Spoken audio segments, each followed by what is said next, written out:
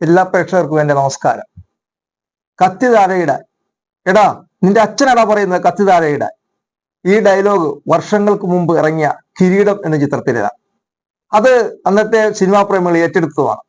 ആ കഥാപാത്രം അവതരിപ്പിച്ച നടൻ ആരാണെന്ന് ഞാൻ പറയാതെ തന്നെ കേരളക്കരയിലുള്ള മലയാള സിനിമാ പ്രേമികൾക്ക് എല്ലാം അറിയാം. അതെ, തിലകൻ, നമ്മുടെ മലയാളത്തിന്റെ മഹാനടൻ തിലകൻ. ഇന്ന് ഞാൻ ഈ അധ്യായത്തിൽ പറയുന്നത് തിലകനെ കുറിച്ചാണ്. അജിത് കുമാർ വ്ളോഗ്സിലേക്ക് എല്ലാവർക്കും സ്വാഗതം.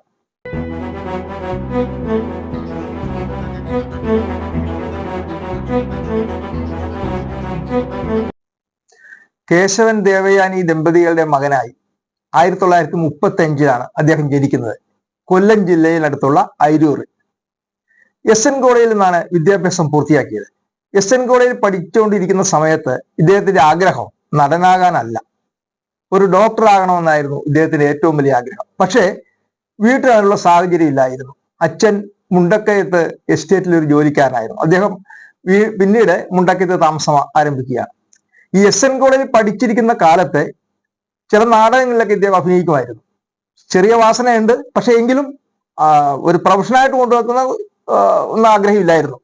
ഡോക്ടറാകണമെന്ന് തന്നെയായിരുന്നു ആഗ്രഹം. അപ്പൊ അദ്ദേഹത്തിന്റെ അദ്ദേഹത്തിന്റെ കൂട്ടുകാരായ ONV കുറുപ്പ്, വി സാംബശിവൻ, ഇവരൊക്കെ അദ്ദേഹത്തിന്റെ സതീർത്ഥരായിരുന്നു. അങ്ങനെ റേഡിയോ നിലയത്തിൽ റേഡിയോ നാടകം അവതരിപ്പിക്കാൻ ഇദ്ദേഹം ശ്രമിക്കുകയാണ്. അതിന് അപേക്ഷ അയച്ചു. പക്ഷെ അവിടെ നിന്ന് കിട്ടിയ മറുപടി ഇന്ന ദിവസം ചെല്ലാൻ പറഞ്ഞു. ചെന്നു കഴിഞ്ഞപ്പോൾ അവർ പറയുന്നത് ശബ്ദം മോശമെന്നാണ്. അതിനെപ്പറ്റി പിന്നീട് തിലകൻ പറഞ്ഞത്, ശബ്ദം മോശം എന്നവർ പറഞ്ഞതിന്റെ അർത്ഥം വേറൊന്നുമല്ല, അന്ന് ജാതി വ്യവസ്ഥ വളരെ കൊടുമ്പിരിക്കൊണ്ടിരിക്കുന്ന കാലമാണ്. അദ്ദേഹം എന്ത് ചെയ്തു? കൂട്ടുകാർ പറഞ്ഞു, ഒരു കാര്യം ചെയ്യുന്നു, നീ സുരേന്ദ്രനാഥൻ നായർ എന്ന് പറഞ്ഞ് അയക്കാൻ പറഞ്ഞു. അങ്ങനെ അയച്ചപ്പോൾ ഉടനെ ഇദ്ദേഹത്തിന് വെളി വന്നു. അപ്പൊ അദ്ദേഹം അതിന് എന്നും എതിരാണ് ആക്കാറില്ല. അങ്ങനെ തുടക്കം തൊട്ടേ അദ്ദേഹം അനീതിക്കെതിരെ പോരാടുന്ന ഒരു പ്രകൃതം അദ്ദേഹത്തിനുണ്ടായിരുന്നു. അതിനുശേഷമാണ് അദ്ദേഹം വീണ്ടും പട്ടാളത്തിലോട്ട് പോവുകയാണ്. ജോലി ലഭ്യമായില്ല. വിദ്യാഭ്യാസത്തിന് ശേഷം ജോലി ലഭ്യമാകാത്തത് കൊണ്ട് പട്ടാളത്തിലോട്ട് പോവുക. പട്ടാളത്തിൽ പോയതുകൊണ്ടാണ് ഇദ്ദേഹത്തിന് കൂടുതൽ കർക്കശമായ ഒരു സ്വഭാവം വരാൻ കാരണം, കൃത്യനിഷ്ഠ എല്ലാ കാര്യത്തിലും. അപ്പോൾ പട്ടാളത്തിൽ നിന്ന സമയത്ത് ഒരു സംഭവം ഉണ്ടായി. ഇദ്ദേഹത്തിന് ശൈത്യം മൂലം കാലിന് ചെറിയൊരു തകരാറ് വന്നു. അപ്പോൾ അവിടുത്തെ ഡോക്ടർ പറഞ്ഞു, കാല് മുറിച്ചു കളയണം എന്ന് പറഞ്ഞു. ഇത് ഇദ്ദേഹത്തിന് വലിയ വിഷമമായി. അപ്പൊ അന്നത്തെ രീതി അനുസരിച്ച് പട്ടാളത്തിലുള്ള ഡോക്ടർമാർ വിചാരിച്ചാൽ സ്വന്തം അഭിപ്രായം വേണ്ട, വ്യക്തിയോട് ചോദിക്കേണ്ട, വീട്ടുകാരോട് ചോദിക്കേണ്ട. പക്ഷെ ഇതിനെ അദ്ദേഹം എതിർക്കുകയാണ് ചെയ്യുന്നത്. അങ്ങനെ ഇരിക്കെ യാദൃച്ഛികമായി നമ്മുടെ പ്രധാനമന്ത്രിയായിരുന്ന നെഹ്റുവോട് ചെല്ലുന്നു. അപ്പൊ നെഹ്റുവിനോട് ഇദ്ദേഹം കരഞ്ഞുകൊണ്ട് പറയുകയാണ്, എന്റെ കാല് മുറിക്കണമെന്ന് പറഞ്ഞു. സാറേ, അത് ശരിയാണോ? അത് കാരണം ഞാൻ അറിയണ്ടേ, എൻ്റെ വീട്ടുകാരുടെ അനുവാദം വേണ്ടേ? അങ്ങനെ നെഹ്റു ഒരു ഓർഡർ ഇടുകയാണ്, ഇനി ഇവിടുത്തെ പട്ടാളക്കാരുടെ എന്തെങ്കിലും കാര്യങ്ങൾ ചെയ്യണമെങ്കിൽ അവരുടെ വീട്ടുകാരോട് ചോദിച്ചിട്ട് വേണം. ആ ഒരു ഉത്തരവുണ്ടാക്കിയത് തിലകൻ തന്നെയായിരുന്നു. TN ഗോപിനാഥൻ നായരുടെ 2-2-5 എന്ന നാടകത്തിൽ അദ്ദേഹം ഡോക്ടറുടെ വേഷമായിട്ട് അഭിനയിച്ചു. അതിനെപ്പറ്റി അദ്ദേഹം പറയുന്നുണ്ട്, ജീവിതത്തിൽ ഡോക്ടറാകാൻ പറ്റിയില്ലെങ്കിലും നാടകത്തിലൂടെ ഞാൻ ഡോക്ടറായത്. ആ നാടകം കണ്ടിട്ട് അദ്ദേഹത്തെ അഭിനന്ദിച്ചത് ഏറ്റവും പ്രധാനി അദ്ദേഹത്തിന്റെ സതീർത്ഥനായ വി സാംബശിവൻ തന്നെയായിരുന്നു. നീ വളരെ നന്നായിട്ടുണ്ട്. അതെന്നും അദ്ദേഹം മരണം വരെ പറയുകയായിരുന്നു. ഇദ്ദേഹത്തിന്റെ ഗുരുവായിരുന്നു PG ആന്റണി. PG തിയേറ്റേഴ്സ് എന്ന രീതിയിൽ PG ആന്റണിയുടെ കൂടെ ഇദ്ദേഹം വളരെ കാലം പ്രവർത്തിച്ചു. അപ്പോൾ PG ആന്റണിയുടെ ഒരു നാടകം ഡൽഹിയിൽ അരങ്ങേറുകയാണ്. അവിടെ വെച്ച് ആ നാടകം കണ്ടിട്ട് അന്നത്തെ പ്രധാനമന്ത്രി നെഹ്റു അഭിനന്ദിച്ചത് അദ്ദേഹം എപ്പോഴും പറയുമായിരുന്നു. അത് എനിക്ക് ഏറ്റവും വലിയൊരു അവാർഡായിട്ട് അദ്ദേഹം കരുതുകയാണ്. ഉൾക്കടൽ എന്ന ചിത്രത്തിൽ വേണു നാഗവള്ളിയുടെ അച്ഛന്റെ വേഷത്തിലാണ് ഇദ്ദേഹത്തെ ആദ്യം നമ്മൾ സ്ക്രീനിൽ കാണുന്നത്. പക്ഷെ വലിയ ഡയലോഗൊന്നുമില്ല. പക്ഷെ അതിനു മുമ്പ് പെരിയാർ എന്നൊരു ചിത്രമുണ്ട്. അതായത് PG ആന്റണി സംവിധാനം ചെയ്ത പ്രഥമ ചിത്രമാണ് പെരിയാർ. സുധീറാണ് നായകൻ. അതിൽ അദ്ദേഹം ഒന്ന് മുഖം കാണിച്ചിട്ടുണ്ട്. ഇതാണ് സിനിമയായിട്ടുള്ള ബന്ധം. പിന്നീട് മൂന്നാമത് വരുന്ന ചിത്രമാണ് KJ ജോർജിന്റെ കോലങ്ങൾ. കോലങ്ങളിൽ കള്ളുവർക്കി എന്ന കഥാപാത്രമായിട്ട് അദ്ദേഹം ജീവിക്കുകയായിരുന്നു. ആ സിനിമ കണ്ടത് ഇന്നും ഞാൻ ഓർക്കുകയാണ്. ചെമ്പിൽ നിന്ന് ഞങ്ങൾ 3-4 സുഹൃത്തുക്കളത്താണ് പോയത്. അത് എറണാകുളത്ത് ഷേണായ്സ് തിയേറ്ററിലാണ്. അത് ആ തിയേറ്ററിൽ അദ്ദേഹത്തിന്റെ രംഗം വന്നപ്പോൾ തന്നെ നമുക്ക് ആകർഷണീയ തോന്നും. കാരണം അദ്ദേഹം ആ മദ്യപിച്ച് ഇരിക്കുന്ന രംഗമൊക്കെ വളരെ ഭംഗിയായിട്ട്, അതായത് വള്ളത്തിലിരുന്ന് കുടിക്കുന്നതൊക്കെ ഉണ്ട്. അപ്പോൾ വെറുതെ ആണെങ്കിൽ എനിക്ക് മനസ്സിൽ തോന്നി, വെറുതെ എനിക്ക് തോന്നി, കാരണം ഇദ്ദേഹം ഒരു ഭാവിയിൽ നല്ലൊരു നടനാകും എന്നെനിക്ക് മനസ്സിൽ തോന്നി.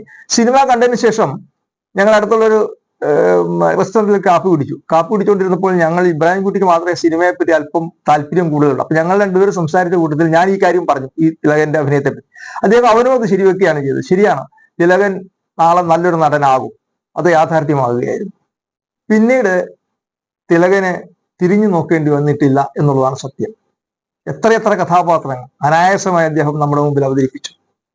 ഉദാഹരണത്തിന് നമ്മൾ കാട്ടുകുതിര, എസ് എൽ പുരത്തിന്റെ കാട്ടുകുതിര സിനിമയിൽ കൊച്ചുവാവയായിട്ട് അദ്ദേഹം ജീവിക്കുകയായിരുന്നു. അത് നാടകത്തിൽ അഭിനയിച്ചിരുന്നത് രാജൻ ബി ദേവായിരുന്നു. പക്ഷെ സിനിമക്കാർക്ക് രാജൻ ബി ദേവിന് കൊടുക്കുവാൻ ഒരു തൃപ്തി തോന്നിയില്ല. അതിനൊരു കാരണം രാജൻ ബി ദേവ് കഴിവില്ലാത്ത ആളായിട്ടല്ല, അദ്ദേഹം ഒന്ന് തുടക്കക്കാരനാണ്.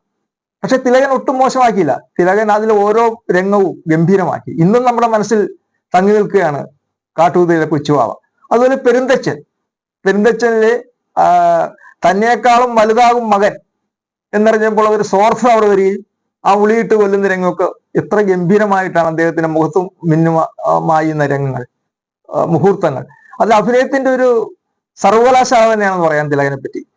അതുപോലെ തന്നെ കിരീടത്തിൽ എത്ര ഗംഭീരമായിട്ടാണ് മകൻ നന്നാകണം, മകൻ ഒരു സബ് ഇൻസ്പെക്ടർ ആകണമെന്ന് ആഗ്രഹിച്ച് സാഹചര്യത്തിന്റെ പേരിൽ മകൻ വഴിതെറ്റി പോകുന്ന ഒരു രംഗമാണ്. അത് അച്ഛനെ രക്ഷിക്കാൻ വേണ്ടിയിട്ടാണ് അങ്ങനെ വരുന്നത്. അവസാനം എല്ലാ പ്രതീക്ഷകളും തകരുന്ന ആ പോലീസുകാരന്റെ വേഷം അദ്ദേഹം എത്ര ഹൃദ്യമായി അവതരിപ്പിച്ചു. പക്ഷെ ഞാൻ ഇപ്പോഴും ഓർക്കുകയാണ്, ആ സിനിമ ഇന്നെടുക്കുകയാണെങ്കിൽ തിലകനെടുത്ത ആ വേഷം എടുക്കാൻ അത്രയും ഭംഗിയായി ചെയ്യാൻ ഒരു നടൻ നമുക്കില്ല എന്നുള്ളതൊരു സത്യം തന്നെയാണ്. നരസിംഹത്തിലെ ജസ്റ്റിസ് MK മേനോൻ, സ്ഫടികത്തിലെ ചാക്കോ മാഷ്, മൂക്കില്ല രാജ്യത്തെ കോമഡി വേഷം, അതൊരു മാനസിക നില തെറ്റിയ ഒരു വേഷമായിരുന്നു. അത് വളരെ ഗംഭീരമായിട്ട് അദ്ദേഹം ചെയ്തിട്ടുണ്ട്. അദ്ദേഹം സാധാരണ ചെയ്തത് വ്യത്യസ്തമായ, നമ്മൾ ഇവർ ചിരി ഉണർത്തുന്ന ഒരു വേഷമായിരുന്നു മൂക്കിലെ രാജ്യത്തെ. അതുപോലെ ദ്രോണയിലെ കഥാപാത്രവും വില്ലൻ ടച്ച് കഥാപാത്രമായിരുന്നു. അതേപോലെ തന്നെ കണ്ണെഴുതി പൊട്ടും തെട്ടും, അതിലും ഒരു വില്ലൻ കഥാപാത്രമാണ്. അത് വളരെ ഭംഗിയായിട്ട് അദ്ദേഹം ചെയ്യുകയും ചെയ്തു. വ്യത്യസ്തമായിരുന്നു. ഈ രണ്ട് വില്ലനെ തമ്മിൽ നോക്കിയാൽ വളരെ വ്യത്യസ്തത ഉണ്ടായിരുന്നു.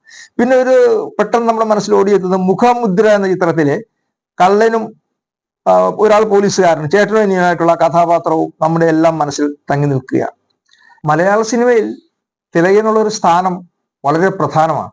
കാരണം അദ്ദേഹം അവതരിപ്പിച്ച ഓരോ കഥാപാത്രങ്ങളും എല്ലാം നമ്മുടെ മനസ്സിൽ ചേക്കേറുകയാണ്. അതാണ് ഒരു നടന്റെ കഴിവ്. കാലങ്ങൾ എത്ര കഴിഞ്ഞാലും അദ്ദേഹം നമ്മുടെ മനസ്സിൽ നിന്നും മായില്ല എന്നുള്ളത് സത്യം തന്നെയാണ്. അത് തന്നെയല്ല, അത്രയും കഴിവുള്ള ഒരു നടൻ ഇനി മലയാളത്തിൽ ഉണ്ടാകുമെന്ന് പോലും സംശയിക്കേണ്ടിയിരിക്കുന്നു.